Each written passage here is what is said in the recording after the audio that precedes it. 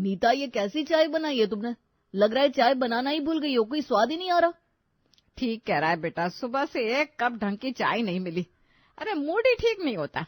सुबह की शुरुआत तो एक बढ़िया सी कम पत्ती ज्यादा दूध वाली चाय से ही होनी चाहिए। माँ जी, आपकी बात ठीक है, लेकिन मैं चाय बनाना नहीं भूली हूँ। चाय का स्वाद खराब हुआ, उसमें मेरी गलती नहीं है। आजकल दूध ही ऐसा आ रहा है कि चाय में कोई स्वाद ही महसूस नहीं हो पाता। पहले तो दूध वाला दूध में पानी मिलाकर लाता था, पानी की मिलावट तो फिर भी बर्दाश्त हो रही थी, लेकिन आजकल तो ऐसा लग रहा है दूध का स्वाद ही बदल गया है। समझ में नहीं आता ये सब कहाँ जाकर रुकेगा। मुनाफा कमाने के चक्कर में दूध वाला हो या किराने वाला, हर कोई बस मिलावट करने पर तुला है। बिल्कुल ठीक कहा तुमने, लेकिन आम आदमी तो बस चिंता ही जाहिर कर सकता है ना, करे भी तो क्या करे। देखा जाए तो ये कोई छोटी बात नहीं है। दूध वालों के नखरे इतने बढ़ गए कि मुझे लगता है अब हम लोगों को भी विगन बन जाना चाहिए। ऐसा मिलावट वाला दूध पीने से तो अच्छा है इंसान दूध पीना ही छोड़ दे। दूध दही छोड़ने के बारे में तो हम सोच भी नहीं सकते। अरे हरियाणा के हैं हम, घी दूध दही के बिना तो हमारा खाना ही पूरा नहीं होता। तो ठीक है माँ जी, आदत डाल लीजिए आप लोग इसी मिलावट वाले दूध की। जब दूध में ही मिलावट है तो इससे बनने वाले घी दही और मट्ठे में कहां से स्वाद आएगा। अब ये रोज रोज के स्वाद के लिए मुझ पर दोष मढ़ना बंद कर दीजिए। ऐसा नहीं था कि शैलेश के घर में दूध के ऊपर ये चिंतन मनन पहली बार हो रहा था। दरअसल शैलेश हरियाणा का रहने वाला था। दूध दही के बिना तो उसका दिन पूरा ही नहीं होता था। लेकिन समस्या ये आ रही थी कि आसपास के इलाके में कोई भी शुद्ध दूध देने के लिए तैयार नहीं था। एक दिन, बेटा मैंने पता लगाया है, पीछे जो कॉलोनी है ना, उसमें कई लोगों के पास गाय भैंसे हैं। थोड़ा महंगा है लेकिन ताजा दूध मिल जाएगा।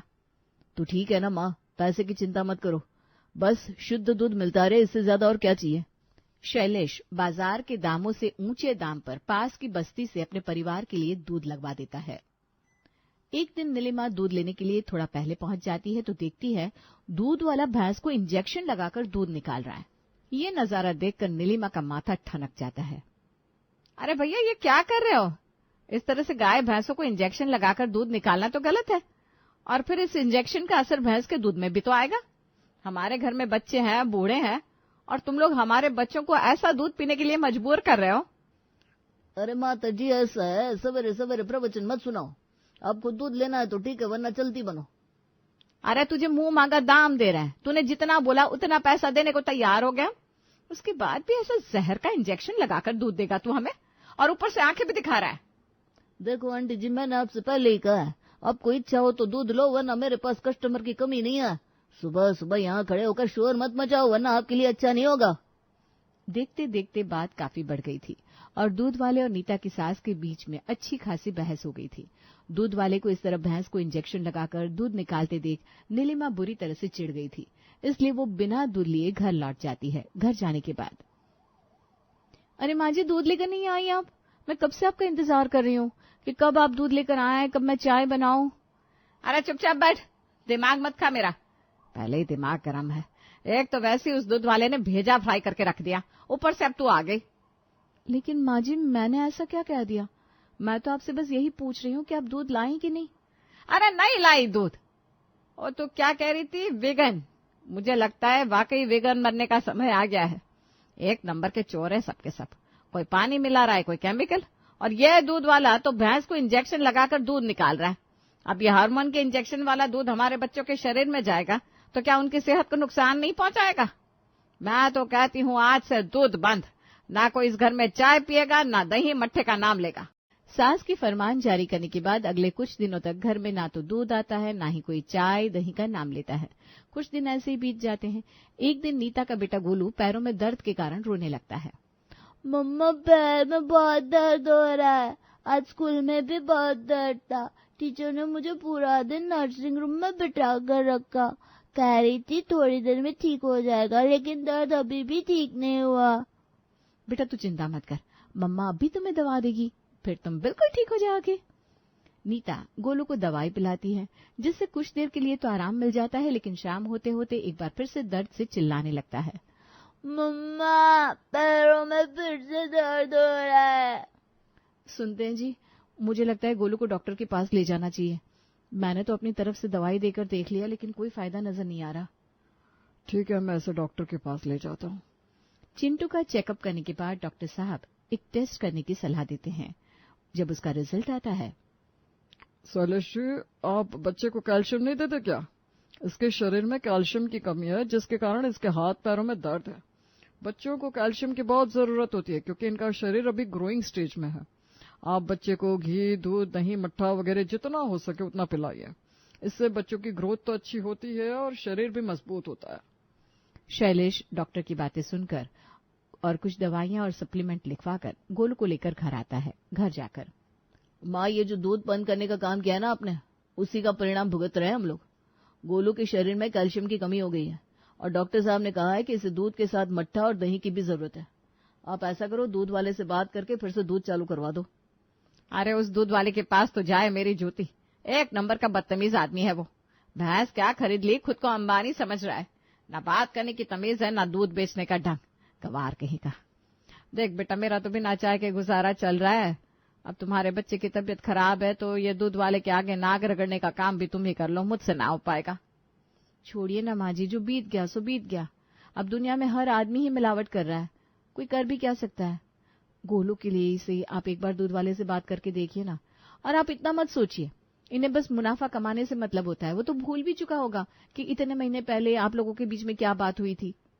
बहू और बेटे के समझाने पर नीलिमा एक बार फिर से दूध वाले के पास जाती है और उससे दूध के लिए बात करती है। घर में अब फिर से दूध आने लगा था, लेकिन नीलिमा का मन अभी भी गोलू को वो दूध पिलाने के लिए तैयार नहीं था।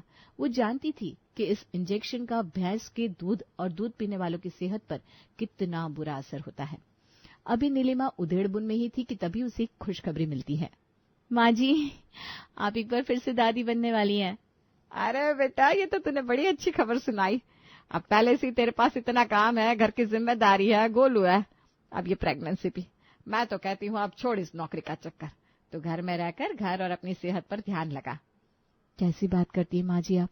कितनी मेहनत के बाद तो मैं आज इस मकाम पर पहुंची हूँ। प्रमोशन मिल गया है, दफ्तर में थोड़ी इज्जत बढ़ गई है, तो आप चाहती हैं कि मैं नौकरी छोड़कर घर में बैठ जाऊं? माँ जी, समय आने पर सब हो जाता है, आप बिल्कुल भी चिंता मत करिए, मैं सब संभाल लूंगी।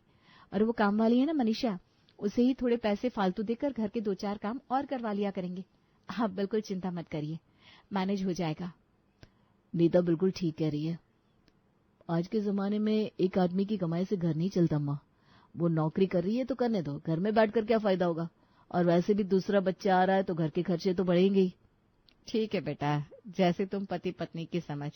मेरा फर्ज था समझाना, बाकी अमल में लाना न लाना ये तो तुम्हारी मर्जी है। नीता ने कह तो दिया था कि वो घर और बाहर की जिम्मेदारियां अकेले ही अच्छे से संभालेगी, लेकिन ये बात सुनने में जितनी आसान लगती है, वास्तव में उतनी आसान नहीं है। जैसे जैसे समय बीत रहा था, नीता की प्रेगनेंसी में परेशानियां बढ़ती जा रही थी और अब तो उसे काफी कमजोरी सी महसूस होने लगी थी। प्रेगनेंसी के 4थे महीने में, देखो नीता, मैं ये नहीं कहूंगी कि तुम्हें नौकरी छोड़ देनी चाहिए, लेकिन अपनी सेहत और आराम का ख्याल रखो। 4थे महीने से तुम्हें लगातार कैल्शियम और आयरन के सप्लीमेंट लेने हैं, लेकिन सिर्फ सप्लीमेंट के भरोसे मत बैठना। अपना भोजन सबसे पहले संतुलित करने की जरूरत होती है। आयरन और कैल्शियम से भरपूर डाइट लेनी है, समझ गई? ठीक है डॉक्टर, मैं अपना ख्याल रखूंगी। नीता घर जाकर सास को डॉक्टर से हुई बात बताती है। अरे बेटा, मैं तो समझ ही नहीं पा रही हूँ, आखिर करे तो क्या करे। दूध वाला भी किसी तरह बस 1 किलो दूध दे रहा है और उसमें भी मेरा तो मन ही नहीं मान रहा कि मैं वो दूध तुझे पीने दूं। कितनी बार तो मिलावट करते हुए पकड़ लिया उसे मैंने। आजकल तो पता नहीं बाल्टी में क्या भर के लाता है, दूध में मिलाता है तो बाल्टी झाग से भर जाती है। घर लाकर दूध गर्म करो तो झाग नीचे बैठ जाता है और उसमें दूध थोड़ा सा ही निकलता है। माँ जी, कहीं साबुन तो नहीं मिला रहा है दूध में? इनका कोई भरोसा नहीं, वो क्या पिला दे। बहू की बात सुनकर अब सास नीलिमा को भी चिंता सताने लगती है। और बेना, क्या हालचाल? कितने दिन हो गए तू गांव नहीं आई? अब क्या बताऊं भैया, बहू प्रेग्नेंट है, जल्द ही नन्ना मुन्ना आने वाला है घर में। लेकिन जितनी हमें इस बात की खुशी है ना, उससे कई गुना ज्यादा तो चिंता है। अरे बहना, ऐसा क्या हो गया जो चिंता में आधी हुई जा रही है? भैया, यहाँ पर कोई ताजा दूध देने वाला नहीं है। गोलू और बहू को तो दूध के बिना रख नहीं सकते, हम तो बिना चाय पिए भी रह जाएंगे। तू चिंता मत कर बहना, मैं कोई उपाय निकालता हूँ। तेरे भाई के होते हुए तुझे अपनी रातों की नींद उड़ाने की कोई जरूरत नहीं है। 2 दिन बाद मामा जी एक अच्छी नस्ल की स्वस्थ और मोटी सी भैंस लेकर नीलिमा के दरवाजे पर खड़े हुए थे। देख नीलिमा, तू बच्चों की सेहत के लिए परेशान थी ना, मैं तेरे लिए ऐसा अनमोल तोहफा लाया हूँ कि अब घर में किसी की सेहत बिगड़ ही नहीं सकती। अब घर का दूध निकालो और खूब बच्चों को दूध नहीं खिलाओ। मजाल है जो बच्चों की सेहत 20 से 19 हो जाए। ये कैसा गिफ्ट लेकर आया मामा जी? अब इस भैंस को कौन पालेगा? मैं तो ये सोच सोच के परेशान हूँ कि कुछ ही महीनों में छोटा बेबी आ जाएगा घर में, उसकी जिम्मेदारी कैसे संभालेंगे? और मामा जी एक और मुसीबत लाकर हमारे गले में मर रहे हैं। ठीक कह रही हो तुम, किसके पास इतना समय है कि भैंस की देखभाल करेगा? मामा जी को जाने दो, मैं माँ से बात करके भैंस को ठिकाने लगवाता हूँ। मामा की जाने की बात। अरे माँ, आपने ऐसा क्या कह दिया मामा जी से जो वो भावनाओं में बहकर सीधा भैंस ही उठा लाए? माना कि दूध की शुद्धता की कोई गारंटी नहीं है, लेकिन अब ये भी कोई बात नहीं हुई ना कि हम भैंस पालना शुरू कर दें। अब कल को आटे में मिलावट होने लगेगी तो हम नौकरी छोड़कर गेहूं और चावल उगाएंगे क्या? ऐसा नहीं होता माँ। अरे चुप कर नालायक, तेरे मामा जी कितने प्यार से ये देसी नस्ल की भैंस लेकर आए हैं। तुझे पता भी है कितनी कीमत है इस भैंस की? और बेटा, मेरे लिए ये भैंस एक अनमोल तोहफा है। खबरदार जो राम प्यारी के बारे में एक शब्द भी कहा। माँ जी, इतना इमोशनल मत होइए। हम आपके मायके से आए हुए गिफ्ट का अपमान नहीं कर रहे हैं, लेकिन हम बस ये कहना चाहते हैं कि इस भैंस की देखभाल आखिर होगी कैसे? हम कैसे संभालेंगे इसे? समझदारी तो इसी में है कि आप या तो इसे बेच दीजिए या फिर मामा जी की तरह ही किसी को गिफ्ट कर दीजिए। और अगर आपको गिफ्ट करने का मन नहीं है ना, तो सबसे अच्छा तरीका यही होगा कि आप मामा जी को ही लौटा दीजिए। बहू की बात सुनकर अब तो सास नीलिमा का पारा आसमान छूने लगता है। बहू, तेरी हिम्मत भी कैसे हुई ये सब कहने की? अरे तेरे मायके से जो सामान मिलता है अगर उठाकर मैं बाहर किसी वाले को दान कर दूं तो तुझे कैसा लगेगा? मायके से आया हुआ सामान हर लड़की के लिए खास होता है, और ये भैंस भी मेरे लिए मेरे मायके से आया तोहफा ही है। नीता अब करे तो क्या करे? कैसे होगा भैंस का काम? मम्मी तो कुछ सुनने को तैयार ही नहीं है। देखो शैलेश, मेरे अंदर तो बिल्कुल भी हिम्मत नहीं है, इसलिए मुझसे तो किसी तरह की उम्मीद करना ही मत कि मैं तुम्हारी मम्मी की खुशी के लिए अब यहाँ पर भैंस पालूंगी।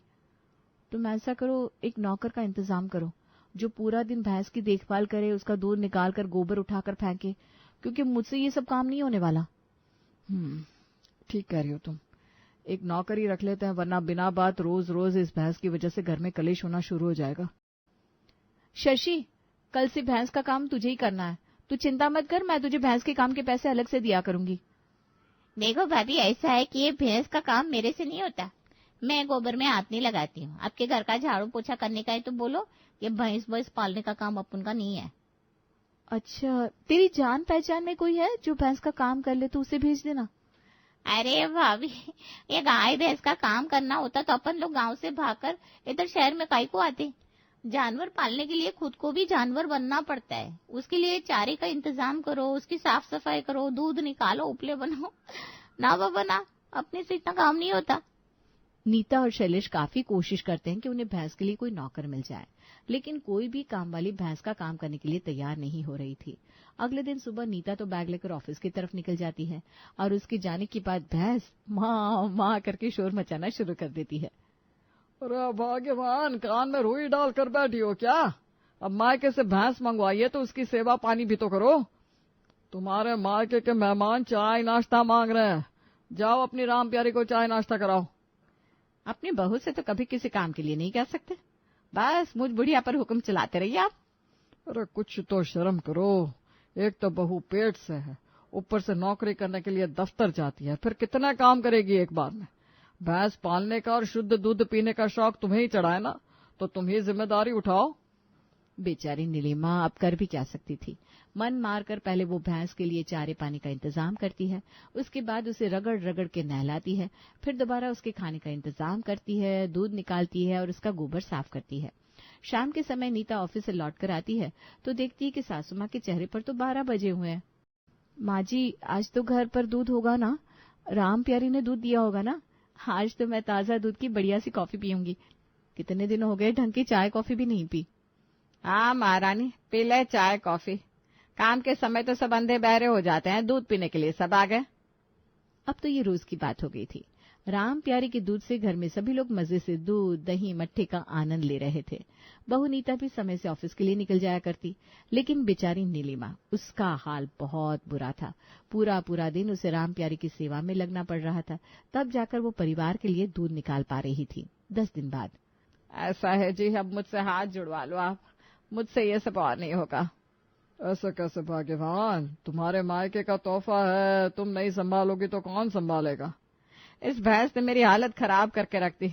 आपका मन करे तो किसी को गिफ्ट कर दो या फिर वापस भैया के यहाँ भिजवा दो, जो करना है वो करो, लेकिन मुझे अब इस राम प्यारी से मुक्ति दिलवाओ। इसकी भैं सुनकर सर चकराने लगता है मेरा। नीलिमा की बात सुनकर घर में सभी लोग खिलखिलाकर हंस पड़ते हैं। चलो माँ, अब आपका ये भैंस पालने का शौक पूरा हो गया हो तो मैं आपको बता दूं, मैंने पता किया है। मेरे फ्रेंड के यहाँ उसके अंकल की दूध की डेयरी है, शुद्ध दूध मिलेगा, मिलावट की कोई टेंशन नहीं है। बात कर लिया मैंने, कल से ही 2.5 लीटर दूध आने लगेगा। अब तो खुश हो ना। तो आखिर में इतने पापड़ बेलने के बाद नीलिमा की घर का दूध पीने की इच्छा पूरी हो ही जाती है और अब वो बिना झिझक के लस्सी और मट्ठा पीकर सेहत सुधार रही थी। शर्मा जी की बहू रितु को अपनी तारीफ सुनने का बहुत शौक था। उसे बस इतना चाहिए होता था कि कोई उसकी मेहनत और टैलेंट की तारीफ करे, फिर वो कुछ भी करने को तैयार हो जाती थी, चाहे काम कितना भी बड़ा क्यों ना हो। एक शाम लीलावती ने रसोई से ही रितु को आवाज दी, रितु बेटा जरा सुन तो। रितु जो अभी मोबाइल चला रही थी तुरंत उठकर अपनी सास के पास आती है। जी मम्मी जी कहिए, कोई काम था क्या? अरे बेटा नीरज ऑफिस से आता ही होगा, जरा सबके लिए चाय नाश्ता बना दे, तेरे हाथ की चाय पीकर मन ना बिल्कुल फ्रेश हो जाता है। जी मम्मी जी अभी बना देती हूँ। अच्छा सुन, वो बिमला काकी और लक्ष्मी काकी भी आ रही हैं शाम की चाय पर, तो ऐसा कर आलू प्याज पनीर और गोभी के पकौड़े बना देना, साथ में 2 तरह की चटनी भी। अरे भाई सबको पता तो चले कि मेरी बहू के हाथ में क्या जादू है। रितु सास के मुंह से अपनी तारीफ सुनकर खुशी से भर गई। उसे लगा कि अब तो पड़ोस में उसकी खूब वाहवाही होने वाली है। जी मम्मी जी मैं सब बना दूंगी, आप देखिएगा सब लोग उंगलियां चाटते रह जाएंगे। ये कहकर रितु किचन में जाती है और पूरे जोश के साथ चाय नाश्ता बनाने लगती है।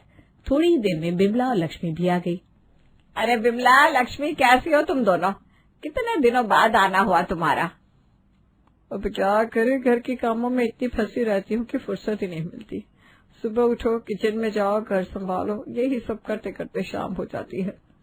और उसके बाद अगर थोड़ा वक्त भी मिले ना तो बहुएं बैठने कहाँ देती है, हर वक्त कुछ न कुछ पूछती रहती है, मम्मी जी ये कैसे करे, मम्मी जी वो कैसे करे। अरे बहुएं घर संभालती है तभी तो हम इतने मजे में रहते हैं।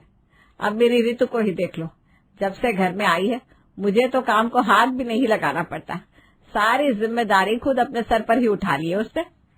इतने में रितु ट्रे में चाय और गर्मा गर्म पकौड़े लेकर आती है। उसने 4 की जगह 7 किस्म के पकौड़े बनाकर तैयार कर लिए थे। वो सबको चाय और नाश्ता परोसती है।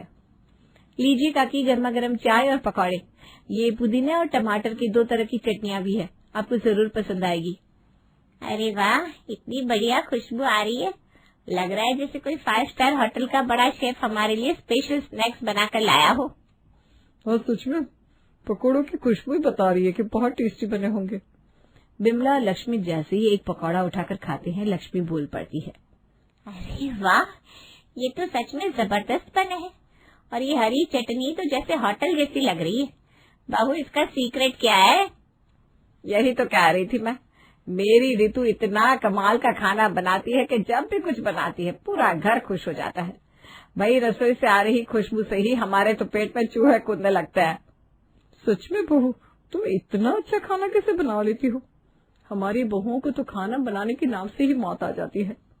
अरे मैं ऐसा भी कुछ खास नहीं करती हूँ काकी, बस खाना बनाना पसंद है तो कोशिश करती हूँ कि हर बार कुछ नया ट्राई करूँ, और जब घर वाले तारीफ कर देते हैं ना तो और भी अच्छा लगता है, फिर कुछ नया बनाकर खिलाने का मन करने लगता है। वाह, भगवान हर घर में तुम्हारी जैसी बहू दे। हमारी तो बहुएं 2 सब्जी बना ले वही बहुत बड़ी बात हो जाती है। हाँ सही कहा, मैं तो सुबह कहती हूँ कुछ अलग बना लो तो जवाब मिलता है, अरे मम्मी जी पराठे ही खा लीजिए, ज्यादा झंझट मत कीजिए। अरे यहाँ देखो इतनी सारी वैरायटी। लीला बड़े पुण्य करके उतरी है तू, जो ऐसी सुशील और कुशल बहू मिली है। हाँ बहन, बिल्कुल सही कहा तुमने, यही तो फर्क है सबकी बहुओं में और मेरी बहू में। मेरी बहू रोज सुबह नाश्ते में 10-10 डिशेस बनाती है।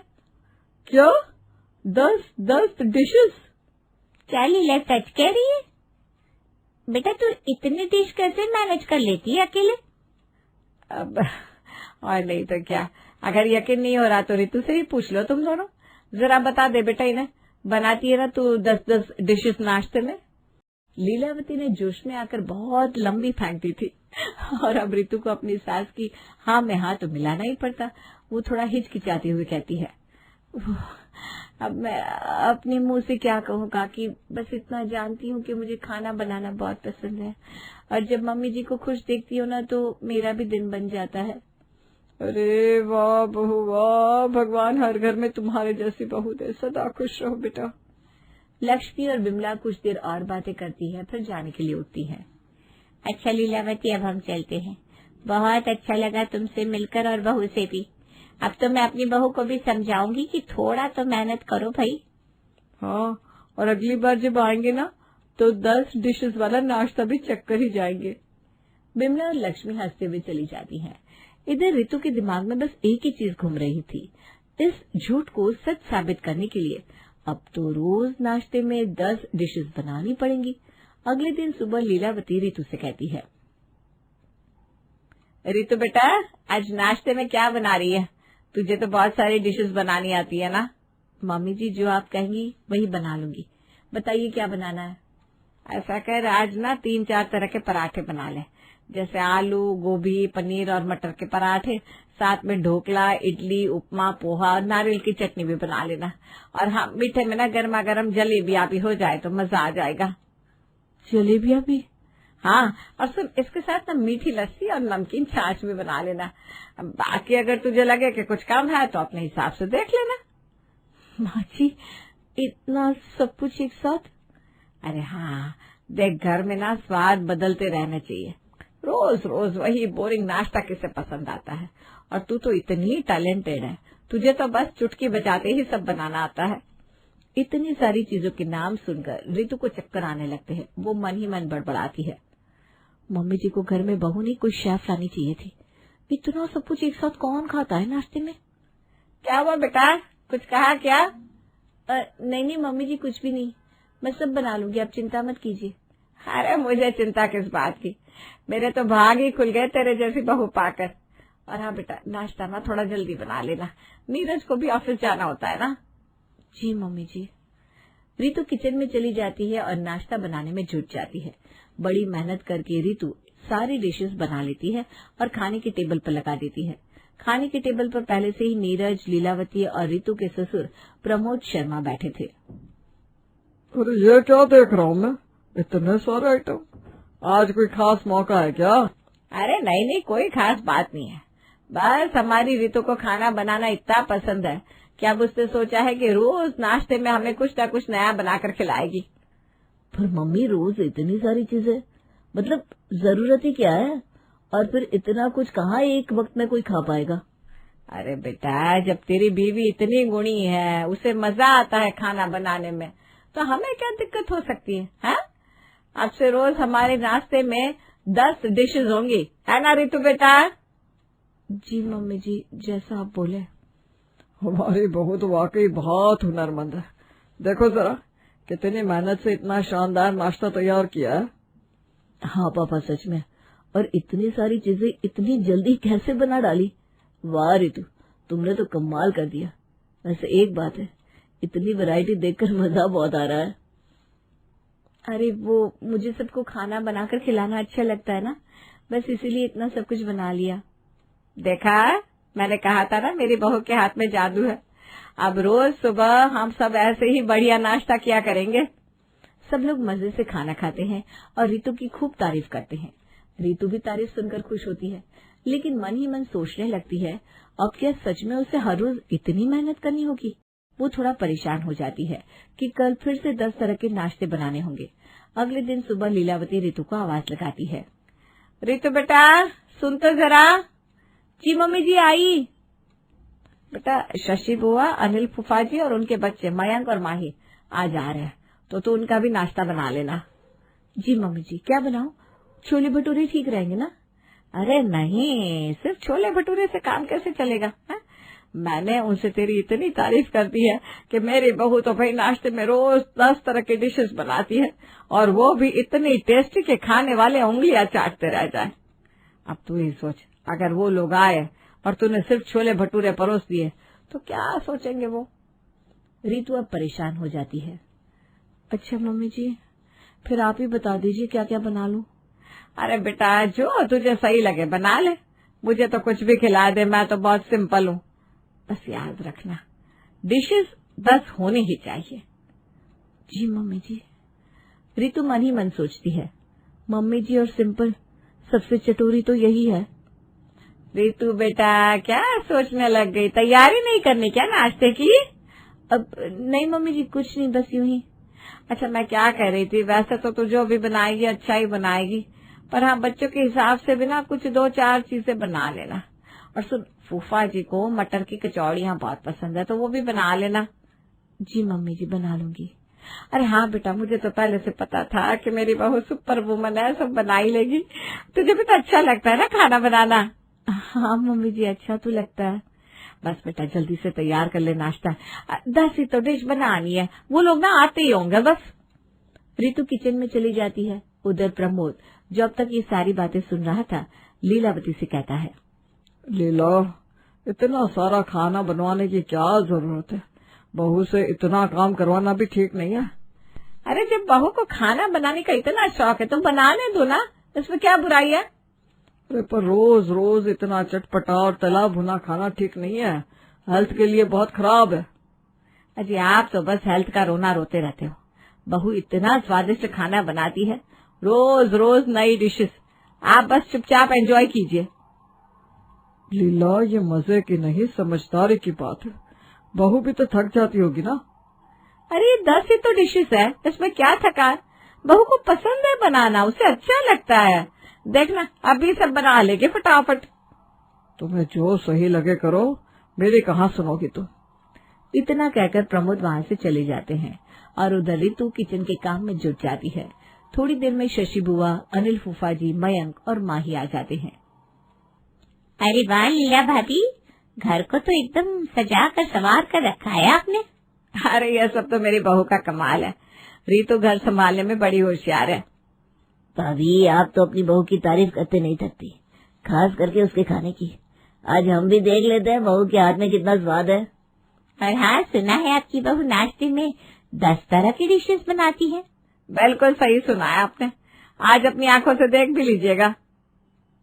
हमारे टाइप का भी कुछ बनाया होगा ना, हम ये कचौरी वचोरी नहीं खाते। हाँ, हमें तो नूडल्स, पास्ता, पिज्जा, मोमोज ये सब पसंद है। अरे हाँ भाई, तुम दोनों की पसंद का भी ध्यान रखा गया है, चिंता मत करो। वैसे बहू इतनी मेहनत करती है, कभी कुछ बोलती नहीं? अरे नहीं नहीं, बस तारीफ करते रहो तो बहुत खुश रहती है और सब काम मन लगाकर करती है। सभी लोग डाइनिंग टेबल पर बैठ जाते हैं। रितु एक एक करके सबको नाश्ता परोसने लगती है। नाश्ते में इतने सारे आइटम देखकर सब हैरान भी होते हैं और खुश भी। अरे वाह बहू, इतनी सारी चीजें बना ली तूने, वो भी इतनी जल्दी। मैंने कहा था ना, मेरी बहू को खाना बनाना और खिलाना दोनों बहुत पसंद है। वाह भाभी, आपने तो कमाल की चिली गार्लिक नूडल्स बनाया है, ऐसे तो मैंने बाहर भी नहीं खाए कभी। हाँ भाभी, ये चॉकलेट शेक तो और भी जबरदस्त है। मेरी पसंद की कचौड़ियाँ भी बनाई है, वाह भी वाह, मजा आ गया। बेचारी रोज ही नाश्ते में इतनी सारी चीजें बनाती है। इसमें बेचारी वाली क्या बात है, ये तो बहू का शौक है ना रितु? बेचारी रितु तारीफ के बोझ तले ऐसी दबी थी कि कुछ कह नहीं सकती थी। रितु ने अपनी थकान छिपाते हुए कहा, हाँ मम्मी जी सही कह रही हैं, मुझे तो आदत हो गई है ये सब बनाते रहने की, फटाफट बना लेती हूँ सब। सब लोग मजे से नाश्ता करते हैं और रितु की तारीफों के पुल बांधते हैं। कुछ देर बाद मेहमान विदा लेते हैं। थकी हारी रितु अपने कमरे में जाकर बैठती है। तभी उसका फोन बज उठता है। फोन रितु की माँ शीला का था। हेलो मम्मी, कैसी हो आप? पापा कैसे हैं? हम तो ठीक है बेटा, तू अपनी बता, बड़े दिन हो गए, ना फोन करती है ना घर आती है, याद नहीं आती क्या हमारी? नहीं ना मम्मी, ऐसी बात नहीं है, याद तो बहुत आती है पर घर के कामों से वक्त ही नहीं मिलता। ठीक है बेटा, तू तो आती नहीं पर मुझे तेरी बड़ी याद आ रही है, तुझे देखने का मन कर रहा है, तो मैंने सोचा कल सुबह तुझसे मिलने आऊं तेरे ससुराल। क्यों, ठीक रहेगा ना? हाँ मम्मी, ये तो बहुत अच्छी खबर सुनाई आपने, बहुत अच्छा लगेगा मुझे, मैं आपका इंतजार करूंगी। फोन कट जाता है। अगले दिन सुबह रितु की माँ शीला रितु के ससुराल उससे मिलने आती है। अरे समधन जी, आइए आइए, बड़े दिनों बाद दर्शन दिया आपने। सब ठीक ठाक तो है ना? नमस्ते बहन जी। जी सब भगवान की दया से अच्छा है। बस रितु और आपसे मिलने का मन कर रहा था तो सोचा हो आओ। वैसे भी बहुत दिन हो गए बिटिया से ढंग से बात नहीं हुई। बहुत अच्छा किया आपने। वैसे रितु ना किचन में नाश्ता बना रही है, आइए आप भी हमारे साथ नाश्ता कर लीजिए। लीलावती शीला को डाइनिंग टेबल की ओर ले जाती है। वहाँ पहले से प्रमोद और नीरज बैठे थे। तभी रितु नाश्ता लेकर आती है। अरे मम्मी आप कब आई? मुझे तो पता ही नहीं लगा। अभी कुछ देर पहले ही आई हूँ बेटा। समधन जी ने कहा कि तू किचन में बिजी है तो सोचा पहले तेरा बना हुआ नाश्ता चख लूं, फिर आराम से तुझसे बातें करूंगी। हाँ, पहले नाश्ता कर लीजिए, फिर आराम से जितनी मर्जी बातें कर लीजिएगा। देखो रितु ने नाश्ते में कितना कुछ बना दिया है। रोज इतना वैरायटी वाला नाश्ता खाने को मिले तो क्या कहने। अरे समधन जी, आपकी बेटी खाना बहुत अच्छा बनाती है। नाश्ते में 10-10 तरह की चीजें बना देती है और मजे की बात देखो, एक बार भी शिकायत नहीं करती है ना रितु? जी मम्मी जी। लेकिन मैं तो इतना कुछ खाती ही नहीं। इतना ऑयली और मसालेदार खाना रोज कैसे खा लेते हैं आप लोग? अरे जब रितु के हाथ का बना हो तो कोई भी रोज खा सकता है, और ये सेहत का भी पूरा ध्यान रखती है, सब कुछ बैलेंस पे बनाती है। रितु मन ही मन खुद से बड़बड़ाती है। हाँ, मम्मी जी को रोज पूरियां, कचौड़ियां, चाट, जलेबियां चाहिए। अब इसमें सेहत कहाँ से देखूं? क्या पूरियां पानी में तलूं या चाट उबाल कर दूं? चलो बढ़िया है, जो आपको पसंद है वही बनाएगी रितु। नाश्ता खत्म होता है। नीरज ऑफिस चला जाता है, प्रमोद भी अपने कमरे में चला जाता है। रितु और शीला अपने कमरे में बैठकर बातें करने लगती है। रितु, तेरा चेहरा क्यों मुरझाया हुआ लग रहा है? सब ठीक तो है ना बेटा? हाँ मम्मी, सब ठीक है। बस नाश्ते में इतनी सारी चीजें बनाने की आदत नहीं थी ना, तो थोड़ा थक जाती हूँ मैं। बेटा फिर तू क्यों इतना बनाती है? कम बनाया करना। रोज बस 1 या 2 चीजें बना, लेकिन अच्छी तरह से। इससे तुझे भी कम मेहनत करनी पड़ेगी और सबकी हेल्थ भी ठीक रहेगी।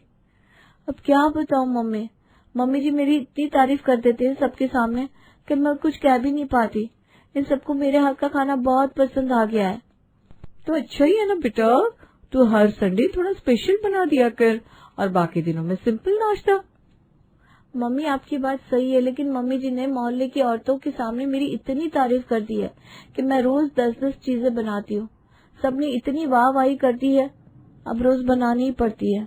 ओ, अब समझी। अरे बेटा, तेरी सास तो सबके सामने तेरी तारीफ कर करके तुझे अच्छे से उल्लू बना रही है। क्या मतलब मम्मी, मैं समझी नहीं। मतलब ये कि तू है तारीफों की भूखी, और ये तेरी सास को अच्छे से समझ में आ गया है। अब वो तेरी तारीफ करके तुझसे जबरदस्ती इतना काम करवा रही है। तो अब मैं क्या करूं मम्मी? फिक्र मत कर, ये तेरी माँ है ना, ये तुझे ऐसी तरकीब बताएगी कि सब ठीक हो जाएगा। अब ध्यान से सुन, तेरी सास को नाश्ते में 10 चीजें चाहिए ना, तो तू स्मार्ट वर्क कर। वो कैसे मम्मी? देख बेटा, अब से ज्यादा मेहनत मत कर, लेकिन दिखावा पूरा रखना।